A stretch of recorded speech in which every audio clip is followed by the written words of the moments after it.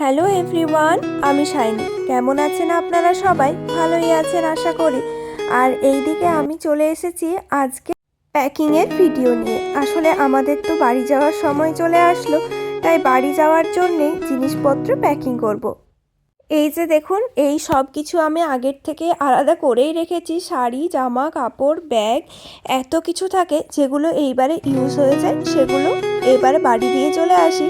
পরের বারে আরও নতুন যাতে আনা যায়। আসলে আমাদের তো এখানে বেশি কিছু রাখার জায়গা নেই। বাড়িতে যেমন ৫-১০টা রুম আছে, তারপর এত এত জিনিসপত্র রাখার জায়গা আছে, এখানে তো বেশি কিছু রাখলে যেন মনে হয় ভর্তি হয়ে যাচ্ছে। আসলে আমাদের বেডরুম একটাই, আর একটা বড় হল রুম আছে। তো তার মধ্যেই সব কিছু সুন্দর করে গুছিয়ে রাখতে গেলে জিনিসপত্র কম রাখলেই সুবিধা হয়। তাই এইবারের ব্যবহার করা সমস্ত জিনিসপত্র বাড়িতে দিয়ে আসি, আরও নতুন নিয়ে আসি, তাহলে নতুন নতুন ব্যবহার করাও হয়ে যায় আর ঘরটাও খুব একটা বেশি অগোছালো হয় না। চলুন, সব কিছু তো আলাদা করে রাখলাম, তবে এখন আবার দুপুরের খাওয়ার সময় হয়ে গিয়েছে। ও অফিস থেকে উঠেছে, এখন সময় 12টা মতো। আমি খাবারের জোগাড় করব, যদিও আগের থেকেই রান্না করা ছিল। এখন জাস্ট ওর জন্য একটা ডিমের পোচ বানিয়ে নেব, আর আমার জন্য নর্মাল ডিম ভাজা। আমি আবার পোচটা খেতে অতটা পছন্দ করি না, তবে ওর এরমই ভালো লাগে। আজকে ফ্রাইড রাইস বানিয়েছিলাম, তার সাথে রায়তা বানিয়ে নেব, আর এই ডিমের পোচ। ওপরের থেকে একটু নুন আর গোলমরিচ দিয়ে দিলাম। এইদিকে আমার জন্য একদম পেঁয়াজ, লঙ্কা আর নুন দিয়ে ডিমের অমলেট বানিয়েছি। চলুন তাহলে সুন্দরভাবে আজকের লাঞ্চটা কমপ্লিট করি। লাঞ্চ করে না শুয়ে একেবারে জিনিসপত্রগুলো গুছিয়ে নেব। একবার শুয়ে পড়লে আর ইচ্ছে করে না যে উঠে আবার গোছাই। তাই আজকে ঠিক করেছি, সব কিছু তো ঠিক করাই আছে, জাস্ট সব জিনিসপত্রগুলো একবারে এই ব্যাগের মধ্যে গুছিয়ে দিলেই হয়। এইবারে জানেন, আমাদের 80 কেজি ওয়েট লিমিট আছে, যার জন্যে প্রচুর জিনিসপত্র আনা যাবে। তবে 80 কেজি জিনিসপত্র নিয়ে যাওয়ার মতো তো এত কিছুই নেই। তার জন্যে আমরা কি করেছি, এই বড় ব্যাগটার মধ্যে একটা ছোট ব্যাগ ঢুকিয়ে দিয়েছি, ট্রলি ব্যাগই। আসলে এই ব্যাগটা যখন আমি প্রথমবার এসেছিলাম তখন নিয়ে এসেছিলাম, তখন থেকে এখানেই ছিল। তবে এইবারে আবার কাজে লেগে গেল। এই যে দেখুন, এই ব্যাগটার মধ্যে এই ছোট ট্রলিটা ঢোকানো হয়েছে। এই ট্রলিটা দেখতে ছোট হলে হবে কি, প্রচুর জিনিসপত্র ধরে যায়। প্রায় 22 কেজি মতো জিনিস এটাতে চলে আসে, আর ওপরের যে ট্রলিটা বড়টা, সেটাতে প্রায় 30 কেজি মতো জিনিসপত্র ঢুকে যায়। একদম কাবার্ডের সামনে নিয়ে এসেই রাখলাম, যাতে সব জিনিসপত্রগুলো তাড়াতাড়ি এর মধ্যে দিয়ে দিতে পারি।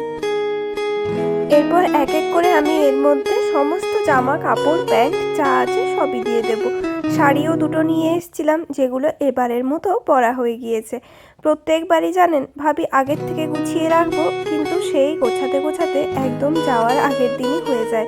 আর আগের দিন এত জিনিসপত্র মনে করে গুছিয়ে নিয়ে যেতে বেশ অসুবিধায় হয়। তাই এইবারে ঠিক করেছি একদম আগের থেকে গোছাবো, যাওয়ার সময় যাতে আর কোনো ঝামেলা না থাকে। তাই এই ব্যাগটা তো আমি একদম ভর্তি করে নিলাম। আরও একটা ব্যাগ আছে, যেটাতে ওই চকলেট বা অন্যান্য জিনিসপত্রগুলো নিয়ে যাব। তবে এই ব্যাগটা দেখি আমার জামা কাপড়েই প্রায় ভর্তি হয়ে গেল, আর নতুন করে কিছুই আসবে না। ব্যাগগুলো কয়েকটা ছিল নিয়ে যাওয়ার জন্যে, সেটাকে যেভাবে হোক সেই ব্যাগটার মধ্যেই দিতে হবে।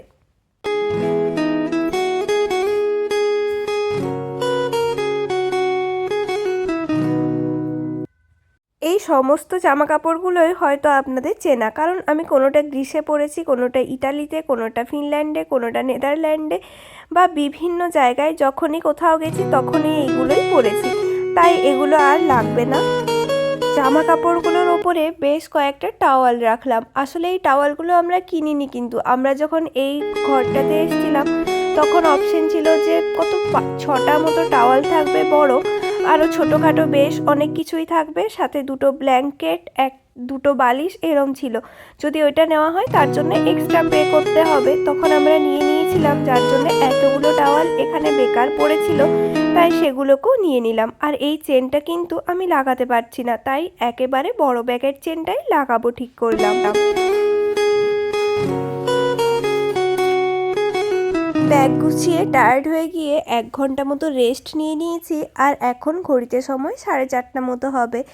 বিকেলে খাওয়ার জন্যে একটু কিছু বানাবো, তো স্ন্যাক্স হিসেবে আজকে বানাবো ভাবলাম সাবু দিয়ে ওই ম্যাগি টাইপেরই কিছু একটা। তবে ম্যাগি আর সাবুর স্বাদ যেহেতু অনেকটাই আলাদা, যেহেতু ম্যাগি শেষ হয়ে গিয়েছে এবারের মতো, তাই ম্যাগি তো আর পাওয়া যাবে না, তাই ঘোল দিয়ে দুধের স্বাদ মেটানো হচ্ছে আর কি। দেখা যাক কেমন হয়। আজকেই আমি প্রথমবারের জন্য বানাচ্ছি, আর এই সমস্ত কিছু দিয়ে হয়তো ভালোই হবে খেতে। আমি সাবুটাকে আগের থেকেই ভিজিয়ে রেখেছিলাম, 1 ঘন্টা মতো ভিজিয়েছি, তার মধ্যেই হয়ে যাবে। এরপর কড়াইতে জিরে ফোড়ন দিয়ে গাজর, ক্যাপসিকাম আর বিনস এগুলো দিয়ে দেবো। হালকা পাতলা ভেজে নেব, খুব একটা বেশি ভাজবো না। তেজপাতা, শুকনো লঙ্কা, কারি পাতা সবই এক এক করে দিয়ে দিলাম এর মধ্যে। তবে আমি সাবু খেতে একদমই পছন্দ করি না, আর আমি আগে কখনো সাবু খেতামও না। তবে এইবারে যখন এখানে নিয়ে এসেছিলাম, তো ভাবলাম এতটাই পড়ে আছে সেটা শেষই করে দিই। আর এর মধ্যে বাকি যে সবজিগুলো আছে, বিশেষ করে ক্যাপসিকামটা দিয়ে দিই এর মধ্যে। এবারে এই রেড ক্যাপসিকামটাই কেনা হয়েছিল, সবুজটা অনেক দিন ধরেই পাওয়া যাচ্ছে না।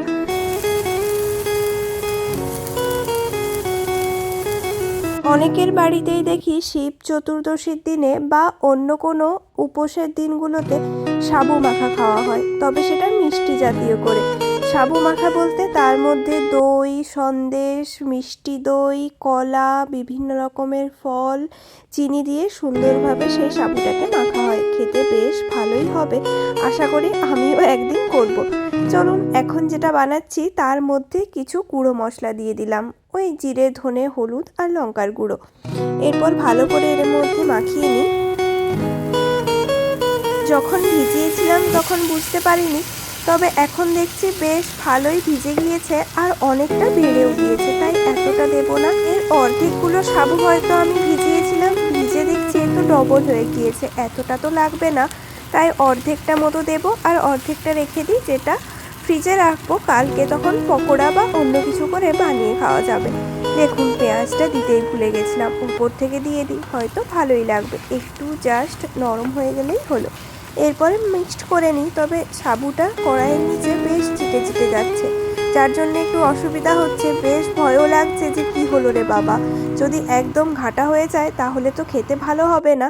তারপর ভাজতে ভাজতে দেখি যে খুব একটা ঝুরঝুরে না হলেও একেবারে ঘাটা ঘাটাটা হয়ে যায়নি, না হলে তো একেবারে সাবুর খিচুড়ি হয়ে যেত। দেখুন কেমন আঠা আঠা হয়েছে। চলুন তাহলে এরপর বিকালের খাবার দাবার খেয়ে নিই, আর আমার ভিডিওটাও এখানেই শেষ করছি। যদি আমার ব্লগ আপনাদের ভালো লাগে তাহলে অবশ্যই লাইক, কমেন্ট, শেয়ার